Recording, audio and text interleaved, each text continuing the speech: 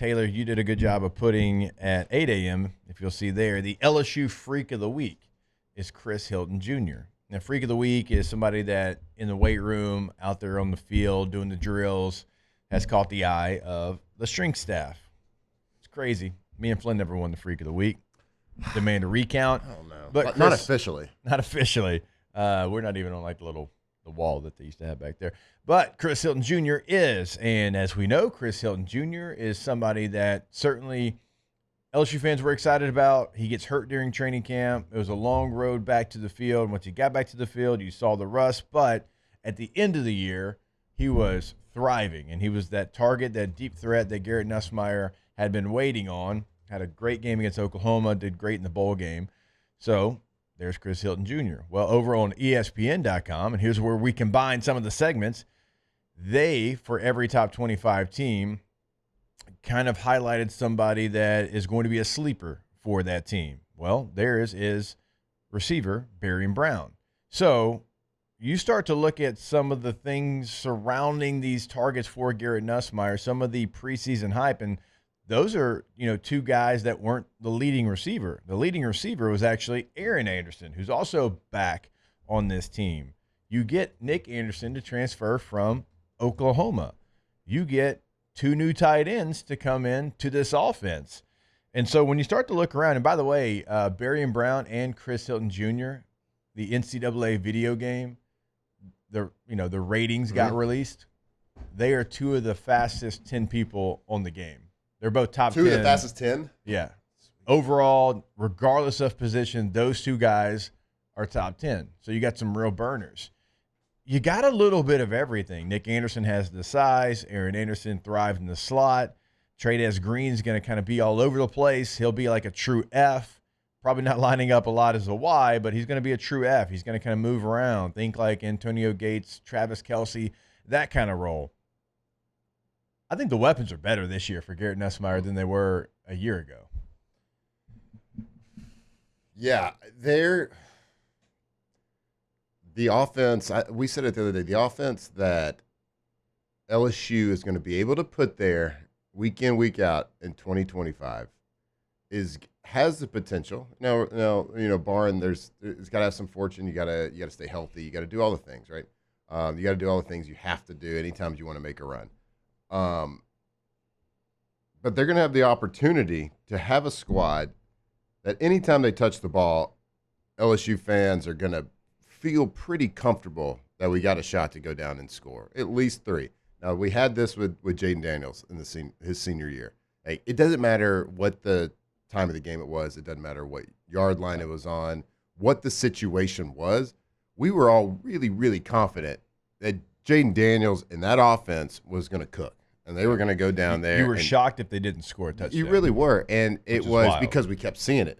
And they, even at the beginning, middle of the year, we're like, all right, man, there's no way this is going to happen. There's no way they can score 6 times in a row, right? And they just kept doing it, no matter what the situation was. So we have a chance because of the talent, because of the experience that we have at quarterback. It's such an important thing. So year 1 to year 2 for Garrett Nussmeier as a full-time starter is going to be a big jump in a positive way. Now, there are things that he did last year that you can't really improve on because he was making NFL throws, NFL reads, but there was lulls during the season. We saw it in the second half versus Texas A&M. We see it. We see little mistakes here and there. Those things will get cleaned up. Now, everything's not going to be perfect all the time. No one can expect that in any situation or any sport. But there is that jump from year 1 to year 2. It's going to be exponential, I believe, from the little things from the quarterback position. So from the timing, his pre-snap reads, post-snap reads, how he gets the ball out, his rhythm, his comfortability reading over the middle, getting from first read, second read, third read. And just like you described, that first read, second read, third read are all dudes. Yeah. You just said it. 2 guys that are in the top 10 in speed in, a video game, but that's based on real life statistics, right? Yeah. Aaron Anderson. That's your leading receiver, yeah. Leading receiver, 61 slot receiver, catches last shifty, year. A trustworthy guy. And this seems like we're putting together a wide receiver core that not only understands what to do in the offense, but they understand the why of what they're doing. Not only Okay, I have a backside 12 to 14 yard in route. Okay, great. I know how to run that route. I do it every day in 7-on-7. I do it every day routes on air. But they understand why. Why is that route added to as a backside tag to a 3x1 all go special with a hinge on the outside? Like, why is it added to that? What is the timing of that route? Okay, it's cover 3. I know right now, based on cover 3, I'm the third read. So, do I need to run a 4-2-9 to get to my spot? No, I don't need to do it because I'm going to get past the hole before the quarterback's ready to come to me. So and that's what you get with experience. That's what you get with a experienced quarterback, but experienced wide receiver group and an offense that has been doing it at a high level for multiple years. So, as we mentioned, Aaron Anderson coming back, 61 catches, 884 yards, over 14 yards per catch, and had 5 scores. Now, you lose a couple of guys to graduation. C.J. Daniels goes to Miami, so he moves on there. But, again, like, you're replacing them with Varian Brown, and you got Nick Anderson coming in. But also, like, Chris Hilton Jr. last year, I know how many catches he had. Look, we talked a lot about him on the show. It was 9 catches, but he averaged 27 yards per catch. And in those 9 catches, he had 3 touchdowns.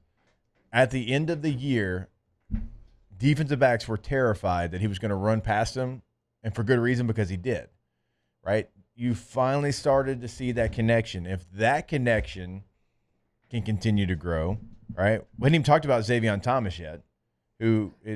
He's kind of a jack of all trades. I think you're going to see him line up kind of everywhere. I mean, hell, he ran counter like 3 times last year from the running back position. So I think Chris Hilton Jr., though, is going to be massive for how far this team goes. Yeah, you need a guy that can take the top off, right? You have to have that. You have to have a deep threat, a speed threat. But I think he's so much more than that. Yeah. I think he's a crisp route runner. I think he does all the things well that you need him to do on the outside. And you saw him when he came back from injury last year. Yeah, we had some missed time jumps and little things that it's like, I mean, hell, this dude has been out for a long time. He's getting thrown in there, and there's going to be some missteps, but that got cleaned up real fast. And so, man, it's a lot to look forward to. Chris Hilton's going to be a huge part of it. Looking forward to him staying healthy and getting on the field and kind of looking for a lot of these guys to take over. Man, there's going to be this has like the potential. This has the feeling of an offense that I'm going to do like comparisons from my experience, right? So like when we were in Green Bay and we had wide receiver core with Greg Jennings, James Jones, Donald Driver, Jordy Nelson, Jermichael Finley at tight end.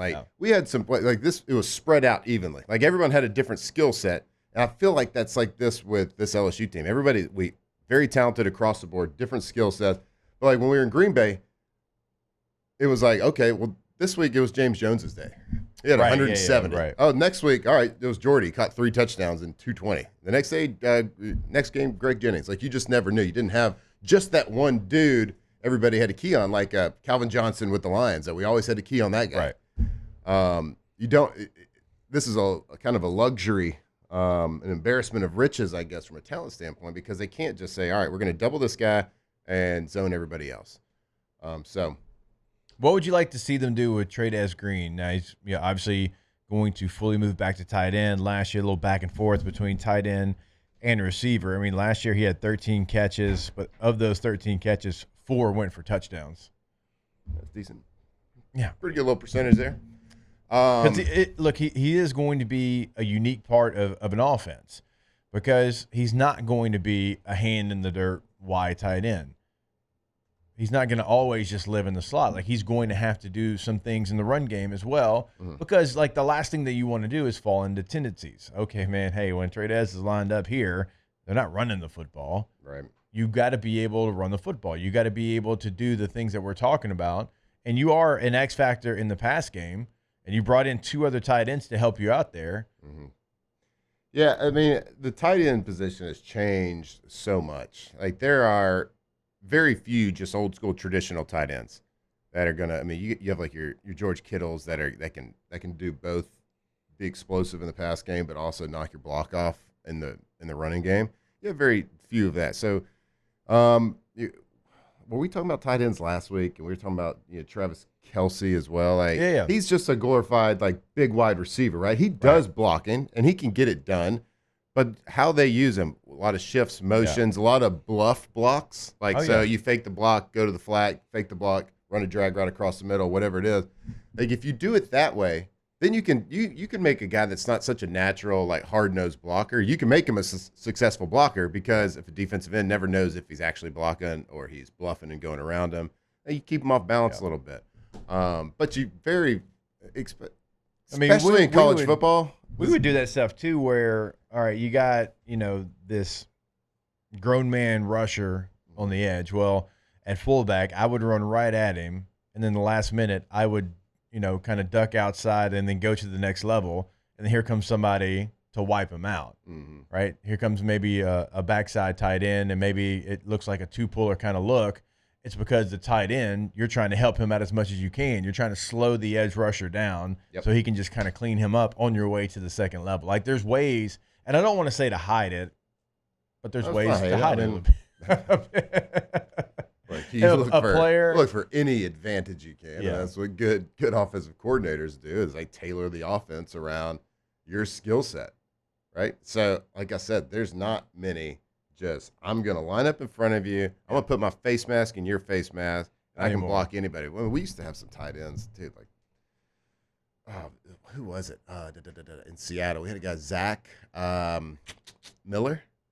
Yeah. Arizona State. Yeah. Zach Miller, is that right? Oh, my God. Like, that dude would block your face off. Like, he could pass block almost better than our offensive tackles. Yeah. Like, that dude, you just don't see that a lot in this day and age, in this type of game, and frankly, that position wouldn't fit in the offense right now. So, they can utilize him. Obviously, touchdown threat, red zone threat, but utilize him just like you do, like like Travis Kelce in Kansas City, a glorified big wide receiver, creates matchup problems, especially if you can, with personnel, with formation, with motions, if you can get him matched up on a smaller DB too. That's the job of Joe Sloan. How can I create advantageous matchups for my personnel, for my strengths, for my tall guys, for my big guys, for my fast guys?